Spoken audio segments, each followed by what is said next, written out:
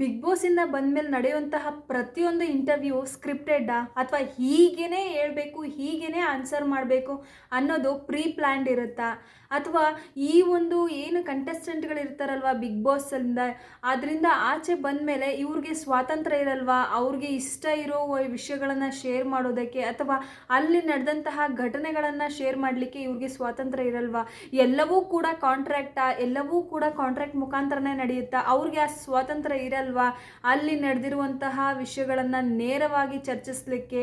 ಹಾಗಿದ್ರೆ ಪ್ರತಿಯೊಂದು ಸ್ಕ್ರಿಪ್ಟ್ ಮುಖಾಂತರನೇ ನಡೆಯುತ್ತಾ, ನಾವೆಲ್ಲ ನೋಡೋದೆಲ್ಲ ಸುಳ್ಳ, ಏನು ಬೇಕು ಅದನ್ನು ಮಾತ್ರ ತೋರಿಸ್ತಾರ, ಅಷ್ಟನ್ನೇ ತೋರಿಸ್ತಾರ ಅಥವಾ ಹೀಗೆ ತೋರಿಸ್ತಾರ.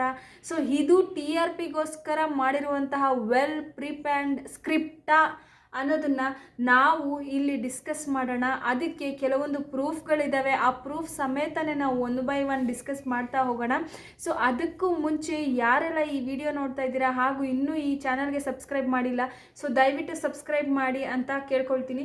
ಸೊ ಹಾಗಿದ್ರೆ ಬನ್ನಿ ನೋಡೋಣ. ಸೊ ಯಾವ ಕಾರಣಕ್ಕೆ, ಯಾವ ಒಂದು ವಿಚಾರಕ್ಕೆ ಸೊ ಇಲ್ಲಿ ಬಿಗ್ ಬಾಸ್ ಸ್ಕ್ರಿಪ್ಟೆಡ್ಡಾ ಅಥವಾ ಸ್ಕ್ರಿಪ್ಟೆಡ್ ಅಲ್ಲ ಅನ್ನೋ ವಿಷಯದ ಬಗ್ಗೆ ಚರ್ಚೆ ಬರ್ತಿದೆ ಅಥವಾ ಇತ್ತೀಚೆಗೆ 1-2 ದಿನಗಳಿಂದ ಸಿಕ್ಕಾಪಟ್ಟೆ ಸೌಂಡ್ ಮಾಡ್ತಾ ಇದೆ. ಹೌದು, ಬಿಗ್ ಬಾಸ್ ಅನ್ನೋದು ಸ್ಕ್ರಿಪ್ಟೆಡ್ಡು, ಇಲ್ಲಿ ಯಾರನ್ನು ಗೆಲ್ಲಿಸ್ಬೇಕಂತ ಪ್ರೀ ಪ್ಲಾನ್ ಮಾಡಿರ್ತಾರೆ ಅಥವಾ ಇಲ್ಲಿ ನಡೆಯೋದೆಲ್ಲ ಸುಳ್ಳ ಏನು ಅನ್ನೋದ್ರ ಬಗ್ಗೆ ಸಿಕ್ಕಾಪಟ್ಟೆ ಚರ್ಚೆಗಳು ಬರ್ತಿದೆ. ಹಾಗಿದ್ರೆ ಬನ್ನಿ ಡಿಸ್ಕಸ್ ಮಾಡೋಣ. ತುಂಬಾನೇ ಜನಗಳು ಮಾತಾಡ್ತಿರೋ ವಿಷಯ ಏನಂದ್ರೆ ಬಿಗ್ ಬಾಸ್ ಬಂದು ಎಂಟರ್ಟೈನ್ಮೆಂಟ್ ಅನ್ನೋ ಕ್ಯಾಟಗರಿಗೆ ಸೇರುತ್ತೆ, ಸಿಕ್ಕಾಪಟ್ಟೆ ಎಂಟರ್ಟೈನ್ಮೆಂಟ್ ಕೊಡುತ್ತೆ. ಅದಲ್ಲದೆ ಕೂಡ ಇದು ಒಂದು ಟಾಕ್ಸಿಕ್ ಆಗಿ ಕನ್ವರ್ಟ್ ಆಗ್ತಾ ಇದೆ, ಅಂದರೆ ಟಾಕ್ಸಿಕ್ ಎನ್ವಿರಾನ್ಮೆಂಟ್ ಆಗಿ ಕನ್ವರ್ಟ್ ಆಗ್ತಿದೆ ಅಂತ ತುಂಬ ಕಡೆ ಕೇಳಿ ಬರ್ತಿದೆ. ಅಂದರೆ ಯಾವ ರೀತಿ ಅಂತ ನಾವು ಚರ್ಚೆ ಮಾಡೋದಾದರೆ, ಈ ಬಿಗ್ ಬಾಸ್ ಅನ್ನೋ ಒಂದು ರಿಯಾಲಿಟಿ ಶೋನ ಸಿಕ್ಕಾಪಟ್ಟೆ ಯಂಗ್ಸ್ಟರ್ಸ್ ನೋಡ್ತಾ ಇದ್ದಾರೆ. ಅಂದರೆ ಸುಮಾರು 18ರಿಂದ 34-35 ಈ ಒಂದು ಏಜಿನ ಒಳಗಡೆ ಅವರು ತುಂಬಾ ನೋಡ್ತಾ ಇದ್ದಾರೆ. ಸೊ ಇಲ್ಲಿ ತೋರಿಸುವಂತಹ ವಿಷಯಗಳು ಯಾವಾಗಲೂ ಜಗಳ ಆಗಿರ್ಬೋದು, ಮತ್ತೊಂದಾಗಿರ್ಬೋದು. ಸೊ ಇದೆಲ್ಲ ಎಲ್ಲೋ ಒಂದು ಕಡೆ ಟಾಕ್ಸಿಸಿಟಿನ ಇನ್ಕ್ರೀಸ್ ಮಾಡ್ತಾ ಇದೆಯಾ ಅಥವಾ ಅದು ಇಂಪ್ಯಾಕ್ಟ್ ಆಗ್ತಾ ಇದೆಯಾ, ಮೆಂಟಲಿ ಇಂಪ್ಯಾಕ್ಟ್ ಆಗ್ತಾ ಇದೆಯಾ ನೋಡುವಂತಹ ಜನಗಳಿಗೆ ಅನ್ನೋದು ಇಲ್ಲಿ ಕ್ವೆಶನ್ ಆಗಿ ಕಾಡುತ್ತೆ. ಹಾಗೆ ತಮ್ಮ ಬಾಡಿ ಬಿಲ್ಡಿಂಗ್ ಅಥವಾ ಫಿಟ್ನೆಸ್ ಮುಖಾಂತರ ಅಥವಾ ತಮ್ಮ ನಟನೆಯ ಮುಖಾಂತರ ತುಂಬಾ ಹೆಸರುವಾಸಿಯಾದಂಥವರು ಈ ಚಿತ್ರಲ್. ಸೊ ಚಿತ್ರಲ್ ಅವರು ಕೂಡ ಬಿಗ್ ಬಾಸ್ ಸೀಸನ್ 10ಗೆ ಸೆಲೆಕ್ಟ್ ಆಗಿರ್ತಾರೆ. ಸೊ ಸೆಲೆಕ್ಟ್ ಆಗಿ ಆಯ್ಕೆ ಆದಮೇಲೆ ಇವರನ್ನ ಡ್ರಾಪ್ ಮಾಡಲಾಗುತ್ತೆ ಆ ಒಂದು ಶೋನಿಂದ, ಅಂದರೆ ಇವ್ರನ್ನ ಬೇಡ ಅಂತ ನಿಲ್ಲಿಸಿರ್ತಾರೆ, ಕರ್ಕೊಂಡಿರೋಲ್ಲ. ಸೊ ಅದಾದಮೇಲೆ ಏನೆಲ್ಲ ಘಟನೆಗಳಾಯಿತು, ಏನೆಲ್ಲ ಅವ್ರು ಶೇರ್ ಮಾಡಿಕೊಂಡ್ರು ಆ ಒಂದು ಬಿಗ್ ಬಾಸ್ ಅನ್ನೋ ರಿಯಾಲಿಟಿ ಶೋ ಬಗ್ಗೆ ಅನ್ನೋದನ್ನು ನಾವಿಲ್ಲಿ ಡಿಸ್ಕಸ್ ಮಾಡ್ತಾ ಹೋಗೋಣ. ಮೊದಲನೇದಾಗಿ ಅವ್ರಿಗೆ ಒಂದು ಕಾಂಟ್ರಾಕ್ಟ್ ಅಗ್ರಿಮೆಂಟ್ನ ಮಾಡಲಿಕ್ಕೆ ಹೇಳಿದ್ರಂತೆ. ಸೊ ಯಾವ ಥರ ಅಗ್ರಿಮೆಂಟ್ ಸೈನ್ ಮಾಡಲಿಕ್ಕೆ ಅಂತ ಹೇಳಿದರೆ, ಸೊ ಆ ಬಿಗ್ ಬಾಸ್ ಅನ್ನೋ ಒಂದು ರಿಯಾಲಿಟಿ ಶೋ ಒಳಗಡೆ ರಿಜೆಕ್ಷನ್, ಅಂದರೆ ನಾವೇನು ಯೋಚನೆ ಮಾಡ್ತೀವಲ್ವ, ಈ ವಾರ ಇವ್ರು ರಿಜೆಕ್ಟ್ ಆದರು, ನೆಕ್ಸ್ಟ್ ವಾರ ಇವ್ರು ರಿಜೆಕ್ಟ್ ಆದರು, ಕೆಲವೊಂದು ಸರಿ ತುಂಬಾ ನಾವು ಯೋಚನೆ ಮಾಡ್ತೀವಿ, ಇವ್ರಿಗೆ ತುಂಬಾ ಕ್ಯಾಪಬಲ್ ಇದೆ, ಸಿಕ್ಕಾಪಟ್ಟೆ ಕೆಪಾಸಿಟಿ ಇದೆ, ಈ ಕಂಟೆಸ್ಟೆಂಟ್ ಇನ್ನೂ ಇರಬೇಕಾಗಿರೋ ಕಂಟೆಸ್ಟೆಂಟು, ಫಿನಾಲೆಗೆ ಹೋಗುವಂಥ ಕಂಟೆಸ್ಟೆಂಟು, ಆದರೆ ಇಷ್ಟು ಬೇಗ ರಿಜೆಕ್ಟ್ ಆಗಿಬಿಟ್ಟು ಇಷ್ಟು ಬೇಗ ಎಲಿಮಿನೇಟ್ ಆಗೋದ್ರಲ್ಲ ಅಂತೀವಿ. ಇನ್ನೂ ಕೆಲವು ಸರಿ ಇವ್ರು ಏನೂ ಆಡ್ತಾನೆ ಇಲ್ಲ, ಬರೀ ಸಿಂಪತಿ ಮಾಡ್ತಾ ಇದ್ದಾರೋ ಅಥವಾ ಏನು ವುಮನ್ ಕಾರ್ಡ್ ಯೂಸ್ ಮಾಡ್ತಾ ಇದ್ದಾರೋ ಅಥವಾ ಬರೀ ಜಗಳ ಆಡ್ಕೊಂಡೇ ಫಿನಾಲೆಗೆ ಬರ್ತಾ ಇದ್ರು, ಇವ್ರಿಗೆ ಅರ್ಹತೆನೇ ಇಲ್ಲ, ಇವ್ರು ನೋಡಿದ್ರೆ ಫಿನಾಲೆಗೆ ಬಂದಿದ್ದಾರೆ ಅಂತ ನಾವು ಜನಗಳು ಮಾತಾಡ್ಕೊತೀವಿ. ಬಟ್ ಅದಕ್ಕೆ ಕಾರಣ ಇದೇನಾ? ಹಾಗಿದ್ರೆ ಇಲ್ಲಿ ರಿಜೆಕ್ಷನ್ಸ್ ಯಾವ ವಾರ ಯಾರು ಆಗಬೇಕು ಅಥವಾ ಇದೇ ವಾರ ಇವರೇ ಆಗಬೇಕು ಅನ್ನೋದು ಆಲ್ರೆಡಿ ಪ್ರೀ ಡಿಸೈಡ್ ಆಗಿರುತ್ತಾ ಅಂತ ಕನ್ಫ್ಯೂಷನ್ಸ್ ಇದೆ. ಬಟ್ ಇವರು ಚಿತ್ರಲ್ ಅವರು ಈ ಒಂದು ಇಂಟರ್ವ್ಯೂನಲ್ಲಿ ಹೇಳ್ಕೊಳ್ಳೋ ಪ್ರಕಾರ ರಿಜೆಕ್ಷನ್ಸ್ಗೆ ಯಾವುದೇ ಅಬ್ಜೆಕ್ಷನ್ಸ್ ಇರಲ್ಲ ಅಂತ ಸೈನ್ ಮಾಡಿರ್ತಾರಂತೆ. ಅಂದರೆ ಪ್ರತಿಯೊಂದು ಕಂಟೆಸ್ಟೆಂಟು ನೀವು ಫಸ್ಟ್ ವೀಕ್ ಆದರೂ ನಮ್ಮನ್ನ ಎಲಿಮಿನೇಟ್ ಮಾಡಿ ಅಥವಾ 4ನೇ ವಾರನಾದರೂ ತೆಗಿರಿ ಅಥವಾ 120 ದಿನಕ್ಕಾದರೂ ತೆಗಿರಿ ಅಥವಾ ಫಿನಾಲೆ ದಿನನೇ ನಮ್ಮನ್ನು ತೆಗಿರಿ, ನಮಗೆ ನಮ್ಮ ರಿಜೆಕ್ಷನ್ಸ್ಗೆ ಯಾವುದೇ ಅಬ್ಜೆಕ್ಷನ್ಸ್ ಇರಲ್ಲ, ಅಂದರೆ ನಮಗೆ ಒಪ್ಪಿಗೆ ಇದೆ, ನೀವು ಯಾವಾಗ ಬೇಕಾದರೂ ನಮ್ಮನ್ನು ಎಲಿಮಿನೇಟ್ ಮಾಡಿ ಮನೆಗೆ ಕಳಿಸ್ಬೋದು ಅನ್ನೋ ಥರ ಅಗ್ರಿಮೆಂಟ್ ಮಾಡಿಕೊಟ್ಟಿರ್ತಾರಂತೆ. ಸೊ ಆ ಒಂದು ಕಾರಣಕ್ಕೋಸ್ಕರ ಯಾವುದೇ ಒಂದು ಸ್ಪರ್ಧಿ ಬಿಗ್ ಬಾಸ್ನಲ್ಲಿ ಎಲಿಮಿನೇಟ್ ಆಗಿ ಆಚೆ ಬಂದ ಮೇಲೆ ಅವರು ಅದ್ರ ಬಗ್ಗೆ ಮಾತಾಡಲ್ಲ. ಸೊ ಎಷ್ಟೊಂದು ಜನ ಮಾತಾಡಬೇಕು ಅಂತ ಅಂದ್ಕೊಂಡ್ರು ಕೂಡ ಅವರು ಮಾತಾಡಲ್ಲ. ಯಾಕೆ ಅಂದರೆ ಅವರು ಅಲ್ಲಿರೋ ಟರ್ಮ್ಸ್ ಆ್ಯಂಡ್ ಕಂಡೀಷನ್ಸ್ಗೆ ಅಗ್ರಿಮೆಂಟ್ಗೆ ಸೈನ್ ಹಾಕಿರ್ತಾರೆ. ಅರ್ಥ ಆಯ್ತಾ? ಸೊ ಅದಾದಮೇಲೆ ಇನ್ನೊಂದು ಏನು ಅಂತ ಹೇಳಿದ್ರೆ, ಸೊ ರಿಯಾಲಿಟಿ ಶೋ ಅಂತ ಬಂದಾಗ ಯಾವ ಥರ ಅಗ್ರಿಮೆಂಟ್ ಆಗಿರುತ್ತೆ ಅಂದರೆ, ಸೊ ಅವರು ಯಾವ ರೀತಿ ಅಲ್ಲಿ ನಡ್ಕೊತಾರೋ ಅದರ ಯಾವ ಕಂಟೆಂಟ್ ಬೇಕಾದರೂ ತೋರಿಸ್ಬೋದಾಗಿರುತ್ತೆ. ಅದು ಕೂಡ ಒಂದು ಅಗ್ರಿಮೆಂಟ್ ಮಾಡ್ಕೊಂಡಿರ್ತಾರೆ. ಸಪೋಸ್ ನೀವು ಬೆಳಗ್ಗೆ ಒಬ್ಬರ ಜೊತೆ ತುಂಬ ಚೆನ್ನಾಗಿ ಮಾತಾಡ್ತಾ ಇರ್ತೀರಾ, ತುಂಬ ನಗ್ತಾ ಇರ್ತೀರಾ, ಮಧ್ಯಾಹ್ನ ಇನ್ನೊಬ್ಬರ ಜೊತೆ ಸಿಕ್ಕಾಪಟ್ಟೆ ಕಿಚ್ಚಾಡ್ತಾ ಇರ್ತೀರಾ, ಸೊ ಇನ್ನು ಸಂಜೆ ಬಂದುಬಿಟ್ಟು ಅವ್ರ ಬಗ್ಗೆ ಇನ್ನೊಬ್ರ ಹತ್ರ ಹೋಗಿ ಮಾತಾಡ್ತಾ ಇರ್ತೀರಾ.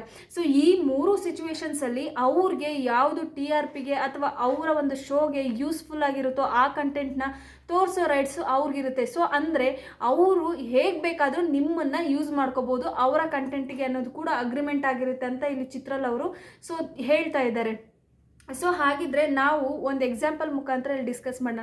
ಸೊ ಇಲ್ಲಿ ಎಲ್ಲೋ ಒಂದು ಕಡೆ ಬಿಗ್ ಬಾಸ್ ಸೀಸನ್ 11ಅಲ್ಲಿ ಒಂದು ಪ್ರಪೋಸಲ್ ಸೀನ್ ಬರುತ್ತೆ. ವಿಕ್ರಮ್ ಅವ್ರದ್ದು, ಭವ್ಯ ಅವ್ರದ್ದು 4:30 ಮಾರ್ನಿಂಗಲ್ಲಿ ಡಿಸ್ಕಸ್ ಮಾಡ್ತಾ ಇರ್ತಾರೆ. ಲವ್ ಡಿಸ್ಕಷನ್ ಅಥವಾ ಏನೋ ಒಂದು ಪ್ರಪೋಸಲ್, ನಾನು ನಿಂಗೆ ಟೈಮ್ ಕೊಡ್ತೀನಿ, ಒಂದು ವಾರ ಬೇಕಿದ್ರೆ ಟೈಮ್ ತಗೋ, I seriously love you, I love you, ನಿಂಗೆ ಇಷ್ಟ ಇದೆಯಾ ಇಲ್ಲ ಹೇಳು, ಈ ಥರ ಎಲ್ಲ ಒಂದು ಕಾನ್ವರ್ಸೇಷನ್ಸ್ ಆಗಿದೆ. ತುಂಬಾ ಕ್ಯೂಟ್ ಜೋಡಿ, ಸಿಕ್ಕಾಪಟ್ಟೆ ಚೆನ್ನಾಗಿ ಆಡ್ತಿದ್ದಂತಹ ಜೋಡಿ ಇವರಿಬ್ಬರು.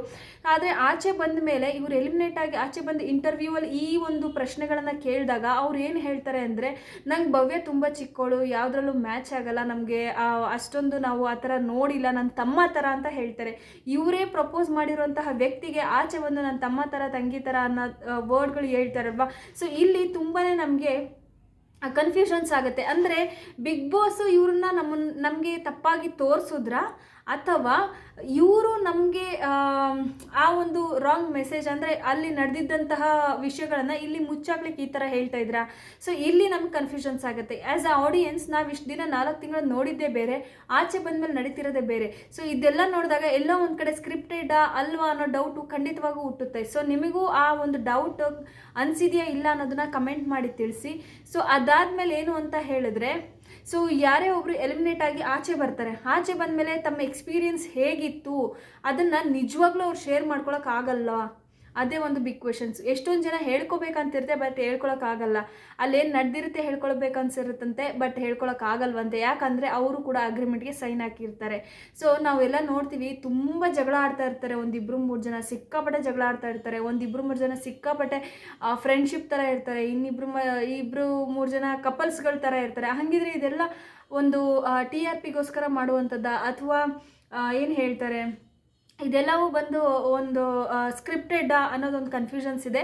ಬಟ್ ಇಲ್ಲಿ ಚಿತ್ರಲ್ ಅವರು ರಿಜೆಕ್ಷನ್ಸ್ ಆದ ನಂತರ ಕೆಲವೊಂದು ಮೀಡಿಯಾಗಳಿಗೆ ರೀಚ್ ಔಟ್ ಆಗಿಬಿಟ್ಟು ಅಥವಾ ಕೆಲವೊಬ್ರು ಇಂಟರ್ವ್ಯೂ ಮಾಡಿದಾಗ ಓಪನ್ ಆಗಿ ಹೇಳ್ಕೊಳ್ತಾರೆ, ಈ ಥರ ನನ್ನ ಸೆಲೆಕ್ಟ್ ಮಾಡಿದ್ರು, ಈ ಥರ ಒಂದು ಅಗ್ರಿಮೆಂಟ್ ಕೊಟ್ಟರು, ಈ ಥರ ಒಂದು ಅದರಲ್ಲಿ ಅಗ್ರಿಮೆಂಟಲ್ಲಿ ಈ ಎಲ್ಲ ವಿಷಯಗಳಿತ್ತು, ನನಗೆ ಇದು ಇಷ್ಟ ಆಗಿಲ್ಲ, ಹಾಗಾಗಿ ನಾನು ಸೈನ್ ಮಾಡಲಿಲ್ಲ, ಅವ್ರು ನಾನು ಡ್ರಾಪ್ ಮಾಡಿದ್ದಕ್ಕೆ ನನಗೆ ಸಿಕ್ಕಾಪಟ್ಟೆ ಬೇಜಾರಾಯಿತು, ಕೋಪ ಆಯಿತು. ಹಾಗಿದ್ರೆ ಬಿಗ್ ಬಾಸು ತಗೊಳ್ಳೋರು ಎಲ್ಲರೂ ಸಿಕ್ಕಾಪಟ್ಟೆ ಸೂಪರಾಗಿ ಎಲ್ಲ ಹೆಸರು ಮಾಡಿರುವಂಥವ್ರು, ತುಂಬ ಸಾಧನೆ ಮಾಡಿರುವಂಥವ್ರನ್ನ ಇವ್ರು ತಗೊಳ್ತಾ ಇದ್ದಾರಾ? ಹಾಗಿದ್ರೆ ಎಷ್ಟೊಂದು ಜನ ಒಲಿಂಪಿಕ್ಸಿಂದ ಅಲ್ಲೆಲ್ಲ ಬಂದು ಸಾಧನೆ ಮಾಡಿರೋರು ಬಿಗ್ ಬಾಸ್ಗೆ ಬಂದಿದ್ದಾರೆ, ಬಟ್ ಬಂದು 1 ವಾರ 2 ವಾರಕ್ಕೇ ಹೋಗಿದ್ದಾರೆ. ಅವ್ರಿಗೆ ಯಾರೋ ಫ್ಯಾನ್ಸ್ ಇಲ್ಲ ಅಂತನಾ? ಸೊ ಇಲ್ಲಿ ನೋಡೋಕೆ ಹೋದರೆ ರಿಯಾಲಿಟಿ ಶೋ ಅಲ್ಲಿ ಸಿಕ್ಕಾಪಟ್ಟೆ ಟ್ರೋಲ್ಸ್ ಆಗಿರೋರನ್ನ ತುಂಬಾ ಹೆಚ್ಚಾಗಿ ತೋರಿಸ್ತಾರೆ, ಫಿನಾಲೆವರೆಗೂ ಹೋಗ್ತಾರೆ, ಕೊನೆ ವಾರದವರೆಗೂ ಹೋಗ್ತಾರೆ. ಸೊ ಹಾಗಿದ್ರೆ ಇದರಲ್ಲಿ ಯಾವ್ದು ರಿಯಲ್ಲು? ಇವ್ರಿಗೆಲ್ಲ ಓಟ್ಸ್ಗಳು ಜಾಸ್ತಿ ಬರ್ತಾ ಇದೆಯಾ ಟ್ರೋಲ್ ಆಗೋರಿಗೆ? ಸೊ ಈ ರೀತಿ ಎಲ್ಲ ಒಂದು ಎಕ್ಸಾಂಪಲ್ ಕೊಡೋದ್ರ ಮುಖಾಂತರ ಅವರು ಇಲ್ಲಿ ಹೇಳ್ತಾ ಇದ್ದಾರೆ.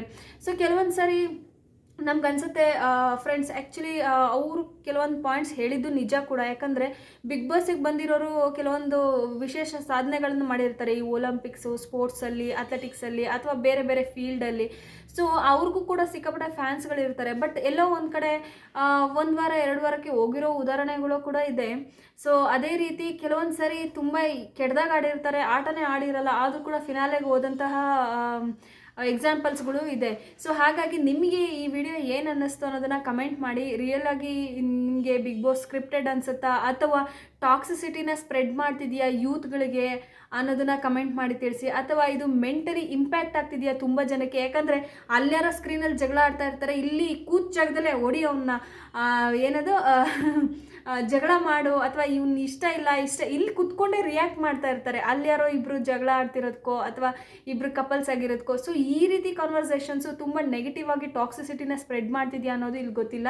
ಸೊ ಇದ್ರ ಬಗ್ಗೆ ನಿಮ್ಗೆ ಏನು ಅನಿಸುತ್ತೆ ಅನ್ನೋದನ್ನ ಕಮೆಂಟ್ ಮಾಡಿ ತಿಳಿಸಿ. ಸೊ ಚಿತ್ರಲ್ ಅವರು ತಮ್ಮ ಕಹಿ ಘಟನೆಗಳನ್ನು, ಕಹಿ ಎಕ್ಸ್ಪೀರಿಯನ್ಸ್ನ ಶೇರ್ ಮಾಡಿದ್ದಾರೆ. ಸೊ ನಿಮಗೆ ಏನು ಅನ್ನಿಸ್ತು? ಅವ್ರ ಜೊತೆ ನಡೆಸ್ಕೊಂಡಿದ್ದು ಸರಿನಾ ತಪ್ಪಾ? ಅವ್ರನ್ನ ಕರ್ಸ್ಕೊಂಡು ಸುಮ್ಮನೆ ಮನೇಲಿ ಕೂತಿದ್ದವ್ರನ್ನ ಕರ್ಸ್ಕೊಂಡು ಒಂದು 2-3 ಸಾರಿ ಅವ್ರನ್ನ ಬಿಗ್ ಬಾಸ್ ಶೋ ಕರೆಸ್ಕೊಂಡು ಸೆಲೆಕ್ಟ್ ಆಗಿದ್ದೀರಾ ಅಂತ ಹೇಳಿಬಿಟ್ಟು ಆಸೆ ಹುಟ್ಟಿಸಿ ಅವಕಾಶ ಕೊಡ್ತೀನಿ ಅಂತ ಹೇಳಿಬಿಟ್ಟು ಕೊನೆಗೆ ಅವ್ರನ್ನ ಡ್ರಾಪ್ ಮಾಡಿ ಈ ಕಾಂಟ್ರಾಕ್ಟ್ ಹಿಂದೆ ಬಿದ್ದು ಅಥವಾ ಈ ರೀತಿ ಎಲ್ಲ ಇದು ಮಾಡಿದ್ದು ನಿಮ್ಗೆ ಎಷ್ಟು ಮಟ್ಟಿಗೆ ಸರಿ ಅನಿಸುತ್ತೆ ಅನ್ನೋದನ್ನು ಕಮೆಂಟ್ ಮಾಡಿ ತಿಳಿಸಿ.